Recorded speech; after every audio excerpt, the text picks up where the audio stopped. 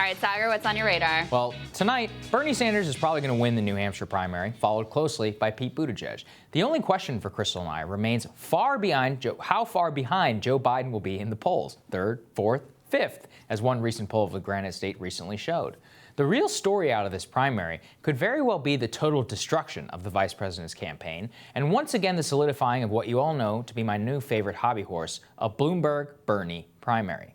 As we all know by now, Biden's true firewall in this race remains in South Carolina, especially with black voters. Well, the most recent Quinnipiac poll of black voters showed that the former vice president has absolutely been clobbered since his dramatic loss in Iowa.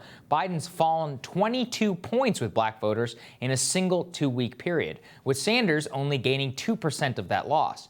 Who exactly has gotten the rest? Well, Michael Bloomberg. He's up by 15% in that vote. The Quinnipiac poll basically validates Bloomberg's entire strategy. Per the New York Times, he has openly admitted his bet was that Biden was incredibly weak, would implode in the early states, and that his pragmatic, practical message, backed by literal oceans of money, might be enough to win a lot of delegates on Super Tuesday, and amongst populations who weren't inherently susceptible to Bernie Sanders. Now, Biden's 22-point loss, it comes just after one loss in Iowa. What do you think it's going to go down to if he gets fifth tonight in New Hampshire, fourth in Nevada?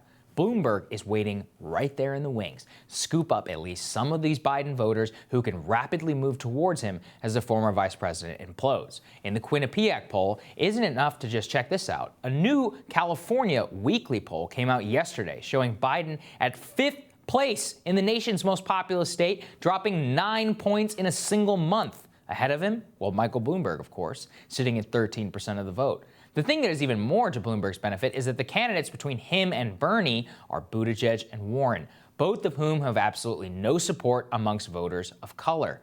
So the Quinnipiac poll I noted earlier had Warren and Buttigieg in the single digits with black voters who have gotten plenty of time to get to know them. They just don't like them. That means if they become a non-entity by Super Tuesday, after losses in Nevada and South Carolina, it will very quickly become a Bernie versus Bloomberg race. Quickly enough, Bloomberg could amass large amounts of delegates to all but ensure a contested convention and enough time to try and coalesce a Democratic establishment and possibly get the Democratic nomination. Literally, while I was writing this, a new national poll came out from Reuters. Guess what it shows? Michael Bloomberg is in third place at 15%, with only Biden ahead of him by 2 points. Biden is ready to implode. Pete and Warren don't seem to have much they can do well in Nevada or South Carolina. Bloomberg has all the money in the world, a message of a more competent neoliberalism than Biden could ever aspire to. And, as I mentioned, he's got huge war chests. We are headed, I believe, for a true test of American democracy. Unlimited self-spending, a test of true plutocracy, and of just how corrupt the Democratic and Republican establishments really are. Do not underestimate for a second the appeal of Michael Bloomberg. As I have tried to highlight for you all in the last few weeks, some people are so fed up with our political process that they believe elections can simply be bought, and for that reason, they support him. And you know, Crystal, one of the most telling things that I saw was Tom Barrack, a senior advisor to Donald Trump, who raised a lot of money for his inauguration, great friend of the president. What did he say yesterday in a CNBC interview? Michael Bloomberg would be a fantastic president. If you think that this is just the Democrats, no. It's the entire establishment, the moneyed establishment, are all intertwined with Bloomberg. They all love Bloomberg. He is their greatest champion. He is the greatest among them. He ran New York City like a luxury good.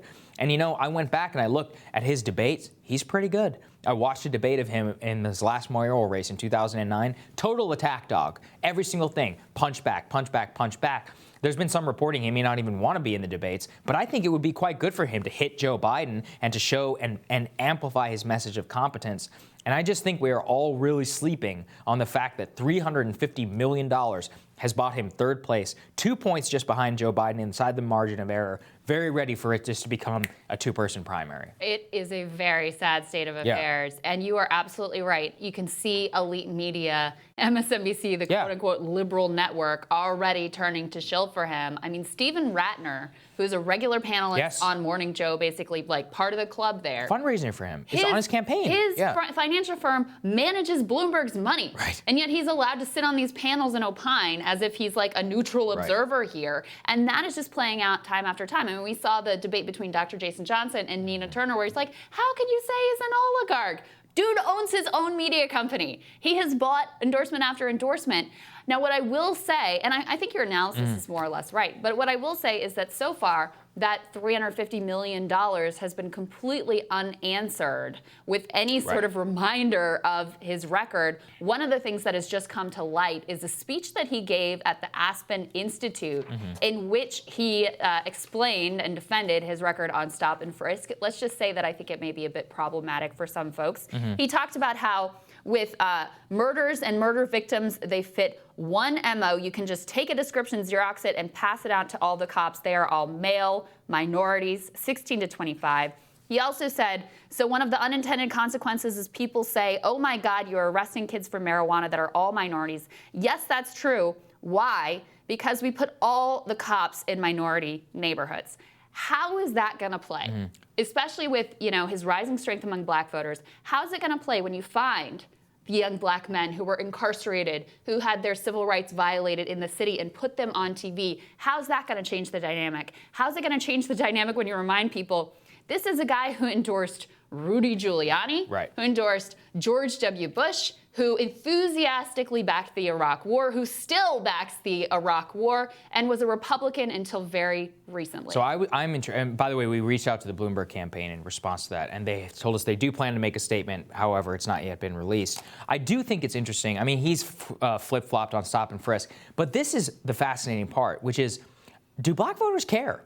Because, we've been talking about stop and frisk. It's a well-known part of his thing. And yet he's got, now he's got almost 20% of the black vote who is supporting him over Joe Biden, who also has very checkered past whenever it comes to working with segregationists. I mean, whenever we saw Kamala Harris and, take that attack on him on busing, his support went up amongst black voters. Right. But so I think it's a different deal. I think, yes, in the abstract. I just don't know. Agree with you. Yeah. We don't know. Right. In the abstract, I think you say stop and frisk, and people don't maybe necessarily care that much. When you see a human being who you can relate to in an ad, I mean, think of those ads that they ran against Mitt Romney in very different contexts, but of the workers who said they had to build the stage for the executives to stand on and kill their jobs, and they felt like they were building their own coffin. I mean, that imagery, and I think there is some very potent imagery that is just sitting there waiting to be laid out with Michael Bloomberg.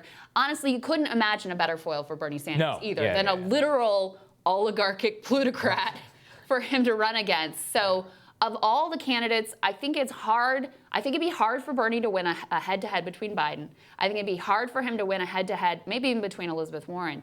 Head-to-head, Bernie versus Bloomberg, I like his odds because I think there are a lot of Democrats who even, rank-and-file Democrats who may be a little reluctant to support Bernie, but say, this guy's a Republican. Like, what are we even doing I just here? don't underestimate, frankly, the corruption of moneyed elite and their ability to, if they go into a contested convention, they're not, look, like, this is existential for them. We're talking about hundreds of billions of dollars that are on the line. They're just not going to let it go without a fight. They're also cowards, though. That is true. We'll see. I mean, are they going to put their money ahead of that? I don't know, but I'm fascinated to watch. It is an interesting dynamic that is playing out. Next up on Rising, the chairman of the New Hampshire Democratic Party discusses how they plan to avoid a disaster like Iowa. That is next.